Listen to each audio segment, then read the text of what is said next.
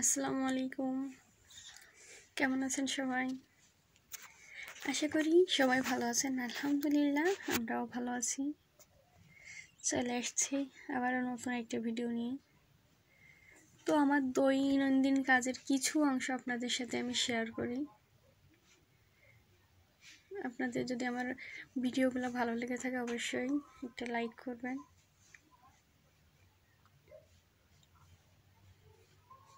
তো রান্না বান্না আমাদের মেয়েদের জীবনের একটা বড় অংশ। বিয়ের আগে কোনো মেয়ে বলবো না, অনেকেই রান্না পারে। বিয়ের আগে আমরা রান্না বান্নাটা অতটা জোর দিই না। তো আস্তে আস্তে বিয়ের পরে আমরা সব রান্না শিখে যাই। এই তো আজ আমি রান্না করছি চাউলের গুঁড়া দিয়ে রুটি আর চাউলের গুঁড়া দিয়ে পায়েস।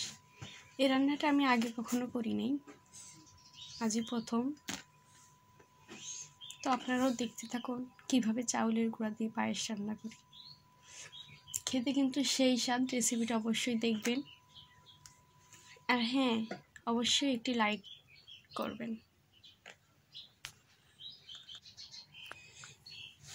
তো আমি কাইটা সুন্দর করে নরম করে মেখে রুটিগুলো বানাতে থাকি, আপনারা দেখতে থাকুন।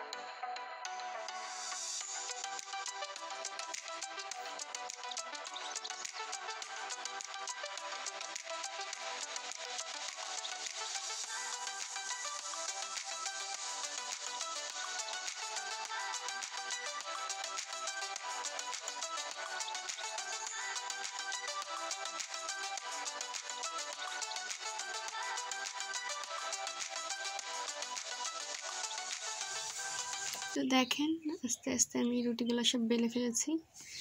অনেকগুলো রুটি হয়েছে। তো আমার রুটি বেলা শেষ, এখন পায়েস তৈরি করার কাছে যাব। তো পায়েসের জন্য আমি নারকেল, চিনি আর চাউলের গুঁড়া রেডি করছি।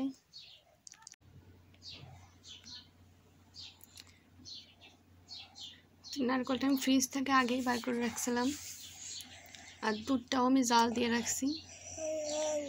এখন শুধু চাউলের গুঁড়াটা ভেজে দিতে হবে। ভেজে আমি শুধু নামিয়ে দুধটার ভিতরে দেওয়ার জন্য রেডি করছি। এভাবে পায়েস রান্না করলে খেতে অনেক মজা লাগে। আর আমরা শবে বরাতে, গ্রামের বাড়িতে শবে বরাতে পায়েস, রুটি, এটা হালুয়া থাকেই। হালুয়া রুটি শবে বরাতে নিজেরা খাই, পাশের বাসার মানুষদের দেই। এটা অনেক আগে থেকেই মা চাষিদের দেখছি করে আসছে। তো সেই জন্য আমিও করছি। আমি করি নাই কখনো, কিন্তু আজ আমি ফার্স্ট টাইম করলাম। খেয়ে অনেক ভালো লাগছে। তো সেমাইটা যেভাবে রান্না করি সেম ওইভাবেই রেডি করছি।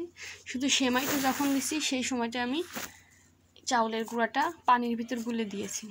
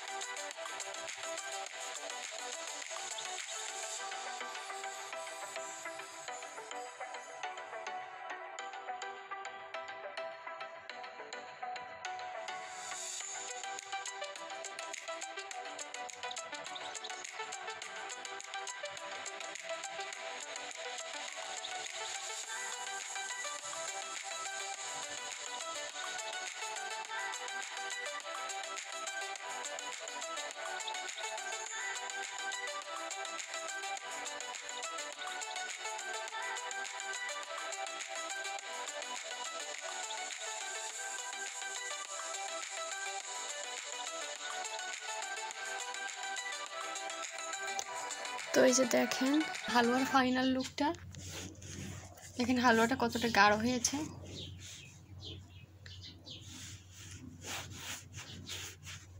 রুটি দিয়ে খাওয়ার জন্য একদম পারফেক্ট। আপনারা মিষ্টি লবণ যে পরিমাণে খেতে পছন্দ করেন সেভাবে দিয়ে নামিয়ে নেবেন। আল্লাহ হাফেজ।